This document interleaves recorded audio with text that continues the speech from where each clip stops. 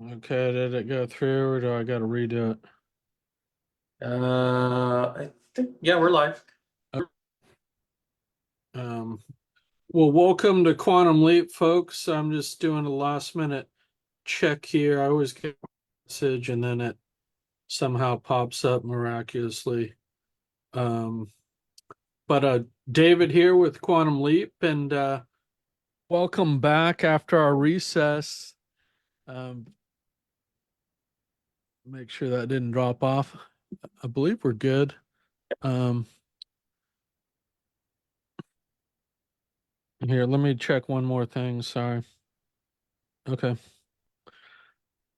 Okay, well, little edit here, but Corey, if you don't mind uh introducing yourself and tell us how your break, if you want to do a check-in, otherwise we'll get right to our program today and just want to let people know we are stopping a little past 11. We had a cancellation with our guest today, so just us. All right. Hey, I'm Cory and I am business coach with Take Wing Coaching, and I focus a lot of my practice on working with partners and other people who want team members who lead and are autonomous. Okay, great. And my name is David Kirsten. I'm a video producer, but we also do this show and kind of have some exciting things on the horizon. That book, we're still working on getting that together. I want to have Corey review it. And so I'm not quite there yet. I mean, the book's done, but we're going to be putting it through a review process. And so that's why I switched up this season. And Corey, we've been talking about this a little bit. The thing I was looking at doing for our presentations this year is to talk about some key books. I love books. I collect books and camera stuff, and I see how important they are.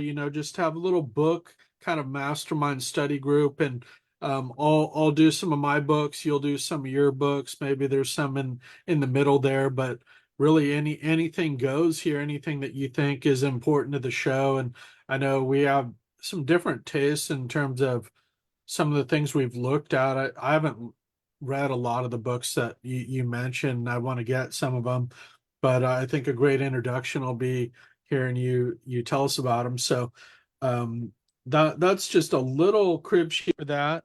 And because we're going to be presenting like 2 or 3 times a month here, and we're still going to have some guests. We're going to get some new guests on as we were talking about. And today I just wanted to kick us off with Think and Grow Rich. This was kind of a no-brainer book. And, I'll just say I actually started off early in my career. I looked at this book and I think, I wasn't quite ready for it. I don't know. I was working in the legislature or something at the time. And I don't know. It didn't really, kind of resonate with me. Maybe I had other priorities at the time. I don't know. Than kind of being an entrepreneur. It wasn't really something I was thinking a lot about at that time. But I came to this book later in life. I think right around the time I met you, Corey, and it really did strike a chord with me that time. But large part because it was kind of taught to me. It was like there's just I feel like some books, their significance has to be taught, and I think it's basically the first system of success, I would say. And I want to just kick it to you, Corey, if you have any thoughts on the significance of this book. I have some thoughts I was going to share, but and maybe it's been kind of outdated, although, but it really kind of kicked off this whole genre or this whole section of books and really self-help and I'm personal not sure that success. you've actually mentioned the book. Did I hear the title? Oh, Think and Grow Rich by Napoleon Hill. There you go. Yeah, yeah, Yeah, yeah. I had it up on the screen, but I know, right? But you got to actually say it, right? yeah. Let's just, yeah. I don't often watch video myself. I usually more or less listen. I'm more of an audio learner, I think. Um, yeah, it's one of those core foundational books that spun off many, many, many other books, of course, and just the ideas behind it. So yeah, I I think that even if you don't read the entire book, you go through the summaries, listen to it. I've been doing more audiobooks lately. I really enjoy and just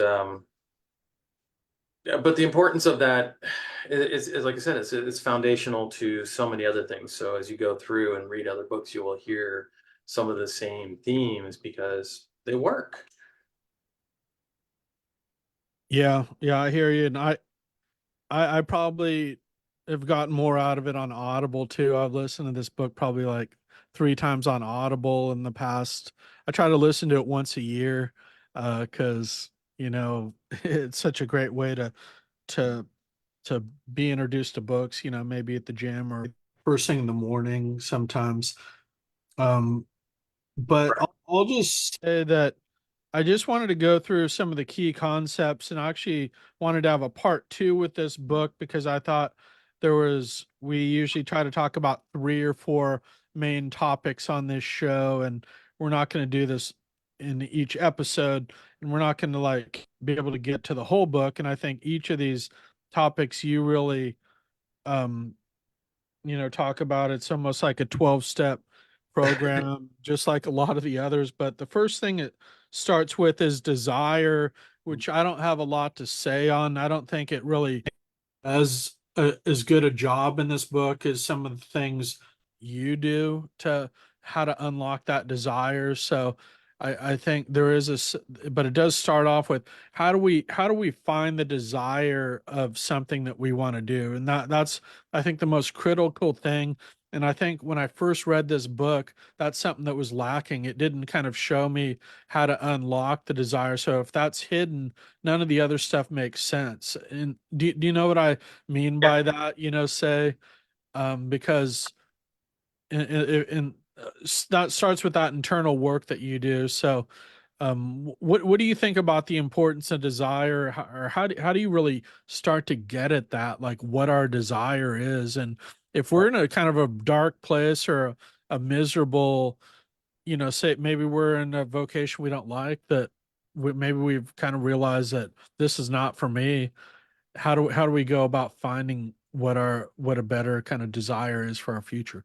Yeah, it's interesting. I was just listening to another book by Keith Ferrazzi, which is Never Eat Alone, and he talks a lot about just one little brief piece in the book. He talks about how to discover your burning desire, right? Because he's like, you're not going to be successful doing what I'm telling you to do unless you are pursuing your own personal mission, and I think that it can be multiple things, but one of the challenges is definitely for people is sometimes their desire is too big, right? It just feels too big, and so they put that off, or they accept external things. This is what you should desire: money, cars, lifestyle, house, children, all these things. But or how can I monetize what it is I truly desire, right? And that can be a challenge, which I think is where we as coaches really come in, because it's saying, hey, if this is something you really want to do, let's find a way to make it a money making endeavor so that it can support your lifestyle and give you what you want, which is to the pursuit of this. And how much do you really need to make that work? um, if you want to be an actor in community theater, there are challenges with that, right? It is not it's not a well-paying gig by any means, but there's definitely ways that you can make it work, and maybe training other people to be actors, and you know recognizing your own and learning your own value, and charging what you're worth.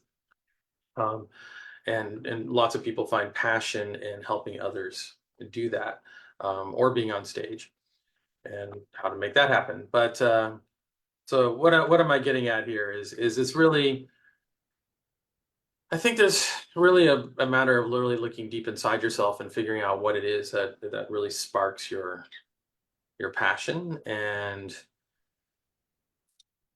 then eh, not being afraid of it, scoping it out. What would it really look like to be that, and working from there. And I have to say that I'm faced with that challenge too, because there are things that I really want to do that I am not yet doing, and I feel like I'm moving a little slower than I'd like to and stepping in that direction. But it can be a little scary. Yeah, I hear you. And this is where I think the importance of a coach comes in. I just know from my own perspective, when I've had those shifting in desires, so to speak, maybe you're changing careers, which I did, that a lot of times you need like to take that first step that, okay, you have to make a shift, but then how do you gain that clarity? Maybe you desire like 10 different things, and it can really be helpful to have a coach or somebody to like sort through that. And I know you did a lot of this work with me initially that was just invaluable. So I know we could do a whole episode on this piece, but I think we'll leave it there because I want to just introduce just these key concepts. And uh Cory can recommend somebody, or I can probably recommend somebody as well who can help with that, as if that's something you're struggling with. And he has a great program on Lyft there that can get you there to get you started as well. So this chapter 3 on this book, which I think is a powerful chapter, it's called Faith. So once you have this desire, which is really the clarity on your goal, um what how do you develop the faith that you're going to reach it? And I think this is another, this is why it's always the hardest in the beginning, because developing that faith, you're saying things you want to get at, you're not happy necessarily with the pacing. I feel the same way in a lot of ways. But how do you develop the faith? And part of it, I think, for me, started with that, just understanding that you're not going to know how to do it. You're just going to have, you just have, that's where the faith comes in. I think that we're taught if you don't know how to do it, then you should just forget about it. But then that's going to make you miserable. Um, so I'll leave it there for you. How did this concept of faith, for example, when you first looked at business coaching, or when you first want to do something new, you have to have an inkling that turns into faith that you can do this, and then you kind of build up momentum once you start taking action.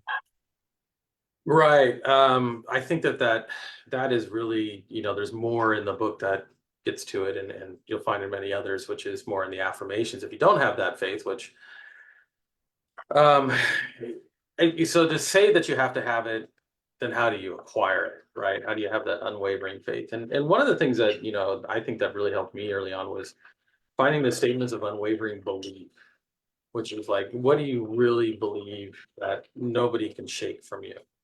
And um, that, once you articulate that, then it becomes like, okay, so this is,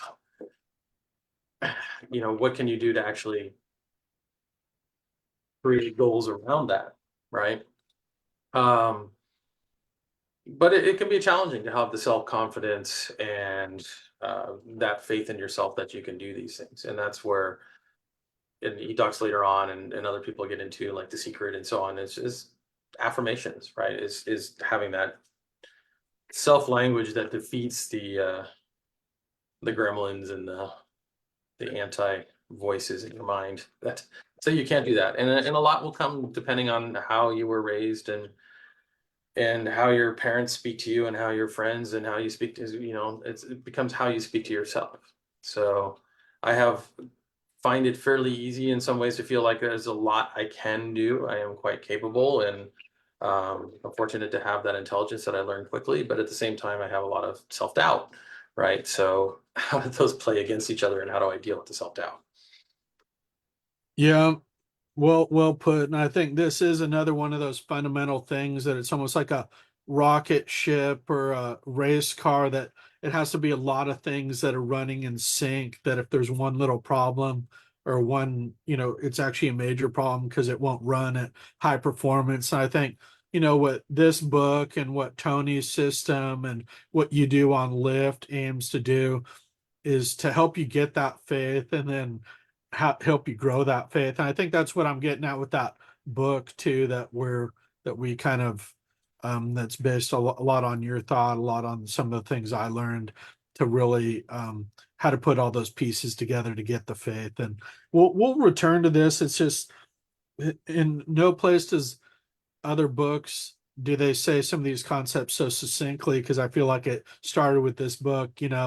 People thought faith was a religious thing before you look at this book, but you actually have to have faith for your goals too, which was a completely new concept to me. I was familiar with faith, from my grandma talking about the good book, but that's I'd never thought of faith in any other terms. So, the last thing I want to talk about today, Cory, and something that we've talked about here, because I think it is such a critical thing, is there's a great short chapter in this book. It's only 9 pages on auto suggestion.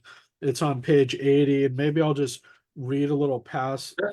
Maybe, um, well, I'll just describe it because it's really this is how you acquire the faith and through this daily practice of suggesting things that are maybe foreign to you. Like if you want to become a world-class public speaker, one of your affirmations might be, I'm grateful that I'm on the path to becoming a world-class public speaker on, business development or whatever it is. So by writing that down every day, that becomes your reality. And that's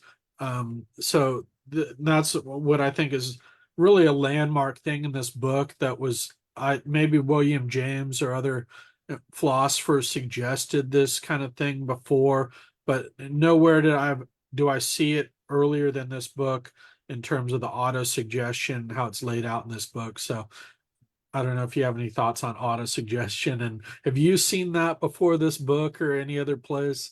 Like, I'm sure I haven't really Apple. looked into the history. I mean, NLP, it's like the whole basis of, NLP, but that was, probably discovered a little differently through, Bandler and Grinder and all that, and their studies on how people take information. But I think it's been known for a long time that, I mean, there are philosophies which are just basically, everything is a matter of perception, right? And so we do not see reality. We see what is perceived through our, which comes through our eyes, comes through our senses, reaches our brain, comes through our subconscious, and bubbles up to our conscious thought. So by the time it gets to our conscious thought, it has gone through an entire lifetime of developed perception. So you can, sometimes things are simple. You can say that color is blue, but honestly, sometimes what might be blue is somebody else's indigo, right? Um, but then we start coming into a whole bunch of other things, and you talk about like seeing the forest for the trees or the trees for the forest. So ultimately, what happens in we control what our subconscious sees, and we can learn to control it.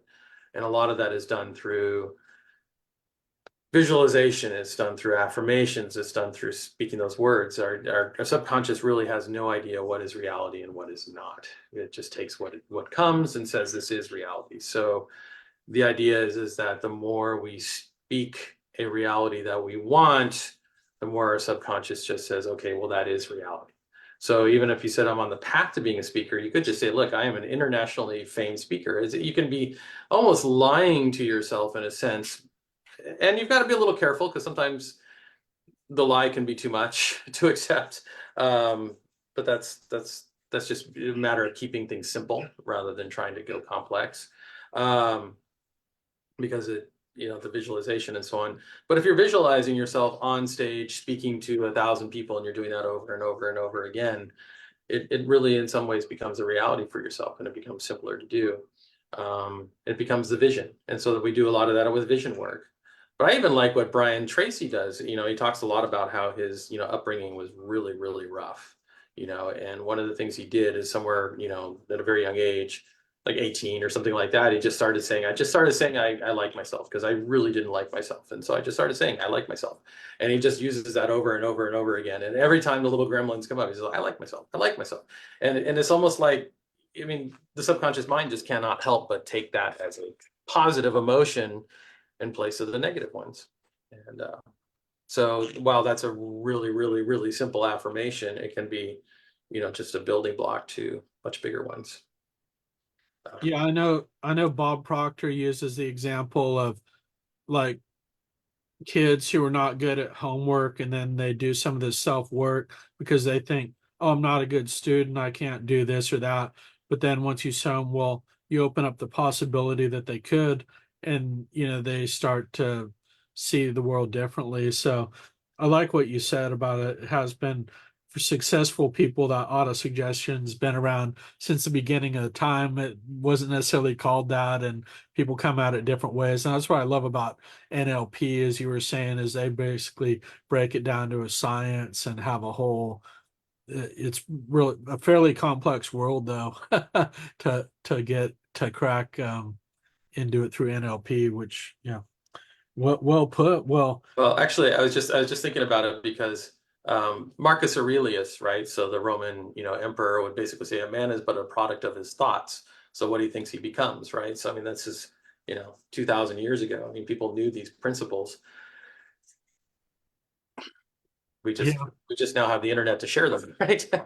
yeah, that's beautiful. And I actually um that's such a famous quote, and I think that's one of the early origins of it. People Right. talking about it, and that's really the crux of this book, to think and grow rich. And I know becoming rich is kind of not politically correct these days, but it's really about becoming having a rich life, and living a happy and fulfilled life. And you can't really do that unless you're able to provide for yourself. So. Yeah, I don't have a problem with people becoming rich. I think it gives you more energy to do more for more people. Whatever it is you want to accomplish. It's money is that energy. So Yeah, um, I yeah, yeah. I actually was mistaken, and there is one more piece today that we'll end with. Um, and it's actually the chapter after auto suggestion in this Hmm. book called Specialized Knowledge. And it's really about that for whatever you're getting into, you actually have to acquire specialized knowledge on that. Hmm. That takes time. So once you have the desire, say you want to become the best kind of business coach, or maybe branding coach, or whatever it is, you actually have to acquire knowledge on how to do that. You can't just it takes time. So I don't know if you have any thoughts on where that comes into this equation, and how somebody should go out finding out about what kind of specialized knowledge they should acquire. And I'll just say, for me, there's always some missing piece out there that's going to make you way better. Sometimes you might not even find that after being in the field until 10 years, and that'll set you apart. Maybe that comes after 5 years, or there's a series of them. So there's just a lot of pieces out there that if you're hunting for them, you'll find them. They just could take a lot of time. Yeah.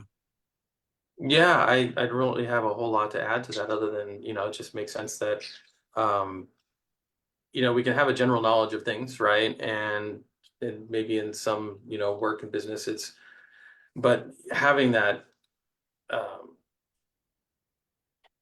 specialized knowledge is really about having self-improvement, right? Is gaining more knowledge of things, but also how these things connect. And it might depend on how you are planning to use it. I mean, one of the things we do, like I have a lot of specialized knowledge probably of NLP, and it's not just what I've been taught, but what I have put together based on my other experiences and things that I've learned over the, from other programs and stuff that I've done. So sometimes specialized knowledge is what we pull together from various sources, and we continue to um, deepen that because other people are also gaining these specialized knowledges. And one of the great things I think about the internet is we're sharing a lot of this, right? And so I think one of the great things we can do to specialize our knowledge is actually share more of it because we learn more from what we share and become better at it.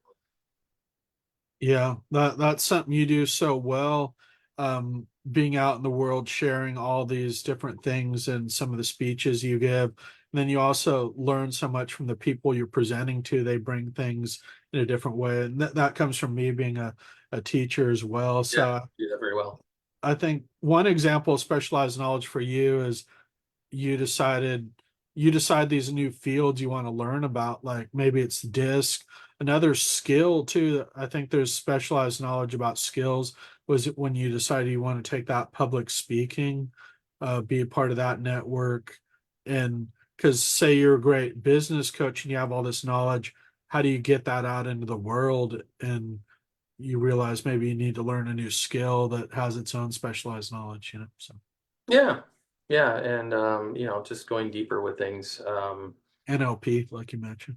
Right. And even going into doing the partnership coaching is I'm developing specialized knowledge, right? And it's like, what does it take to have more people working together in a situation where, money is involved and decision making is involved and so on. And there's people who have done this work and some who have specialized, but they haven't really shared it. It's quite surprising. And it's me, it's just like this just needs to be developed further and then made more common because there's a lot of people out there attempting to do something that tends to fail. And I think that there's knowledge that needs to be had, and then there's also the coaching side to accept the knowledge and to work on it. And as we become specialized with our knowledge, we also become better at helping people accept it.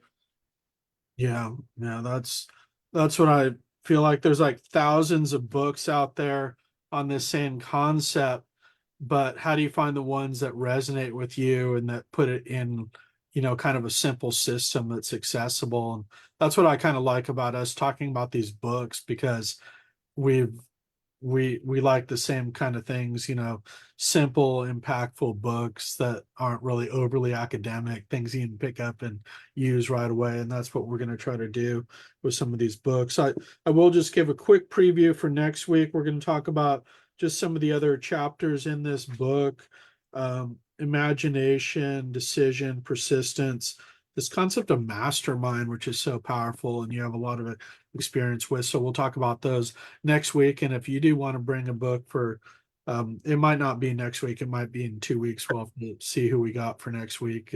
But otherwise, we'll get to work on these other books that we're bringing up, and we'll let people know what we're talking about. And if you're somebody in our network or you have a book that's particularly impactful, let us know. We'll bring you on as a guest. We'll talk about it. So, Awesome. yeah. Yeah, love that. Great. Well, All Cory, right. thanks for welcome Yep. back, and Welcome back. we'll talk soon. All right. Well, See you, everyone. Thanks for joining us on Quantum Leap. see you next week.